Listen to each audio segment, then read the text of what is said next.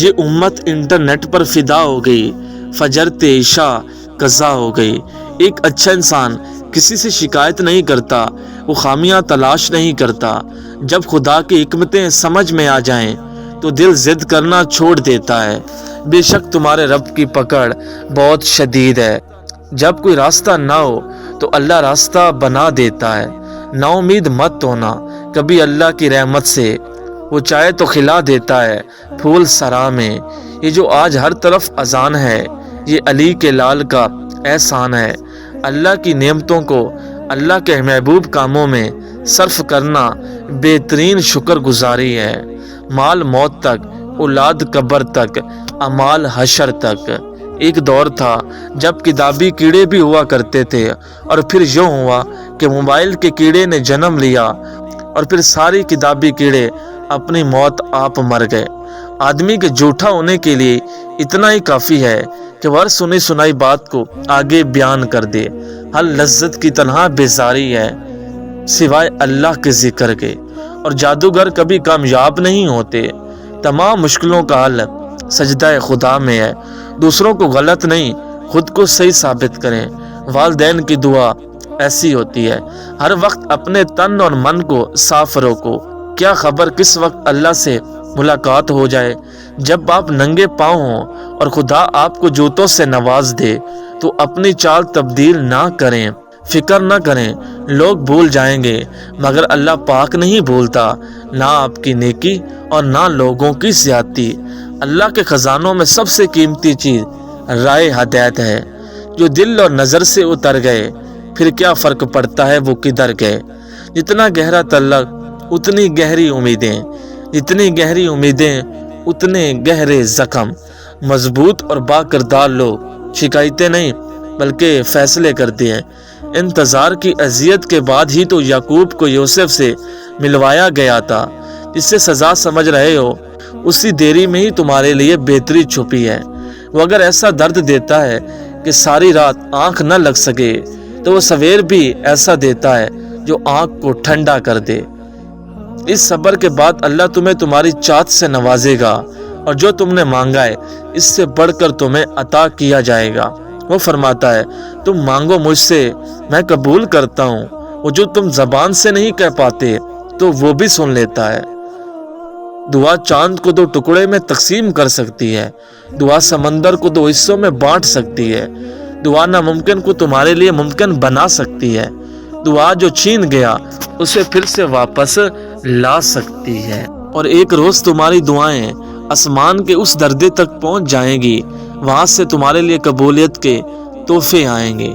تمہاری یہ بے چینی، بے سکونی اس لیے ہے کیونکہ تم اس کا فیصلہ قبول نہیں کرتے۔ اس سے ضد لگا کر بیٹھ جاؤ گے تو کیسے چلے گا۔ جو زمین پر نہیں سنا جاتا وہ آسمان پر سن لیا جاتا ہے۔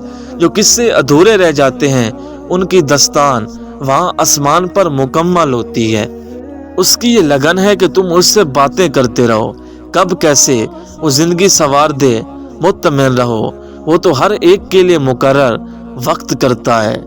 تم اس کے لیے نیند ترک کر کے آؤ تو کیسے ممکن ہے کہ وہ تمہاری دعاؤں کو رد کر دے، جن کا ہونا کہیں سے بھی نظر نہیں آتا۔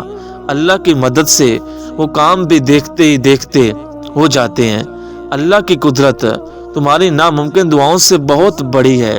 قبولیت کی ہر دوڑ تمہارے مانگنے کی شدت سے جڑی ہے۔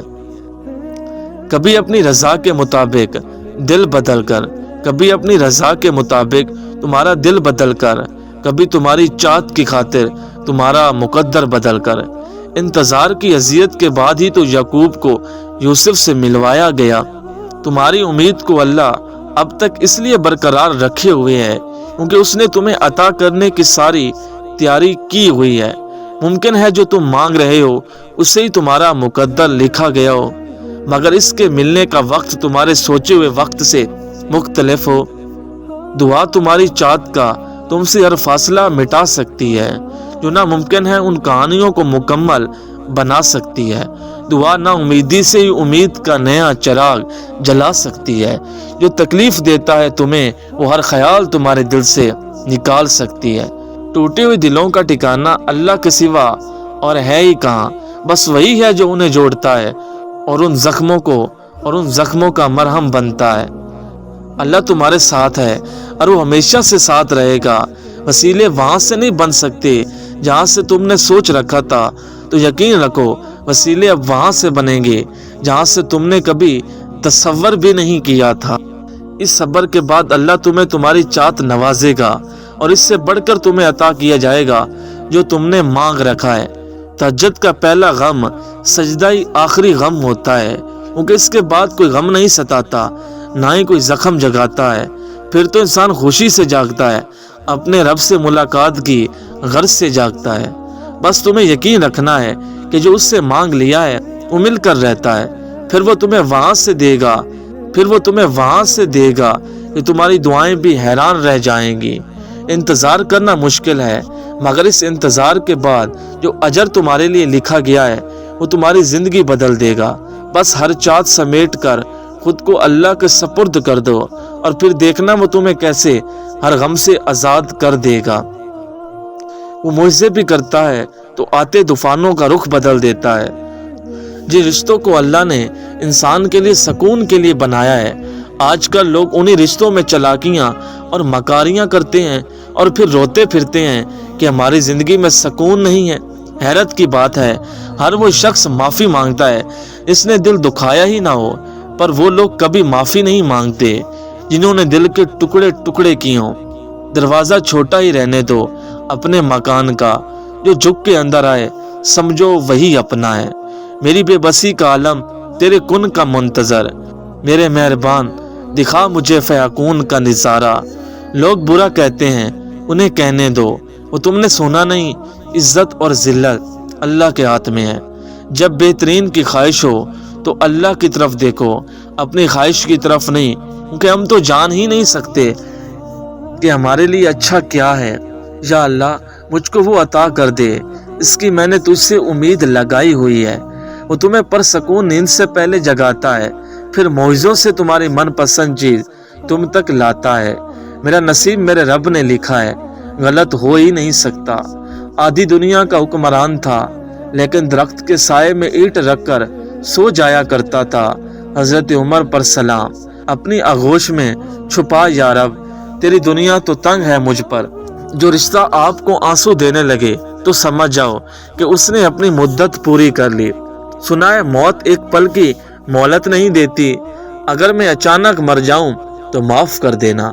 حضرت محمد صلی اللہ علیہ وآلہ وسلم نے فرمایا، قربانی کرنے والوں کو قربانی کے جانور کے ہر بال کے بدلے میں نیکی ملتی ہے، نہ قدری کرنے والوں کو اپنا سایہ تک حاصل نہ ہونے دیجیے، پھر چاہے وہ روئیں چلائیں یا پھر مر جائیں۔